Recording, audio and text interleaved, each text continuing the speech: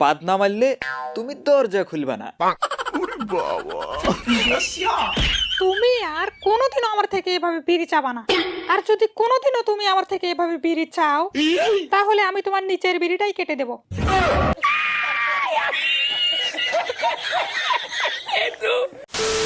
ইতি ডার্লিং, তোমার নাকি বিয়ে হয়ে গেছে?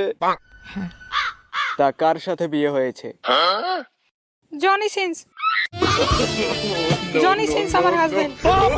5 মাস আমরা একসঙ্গে সংসার করেছি। পোদ মেরেছে তাহলে তোমাকে? যাও এখান থেকে, যাও যাও।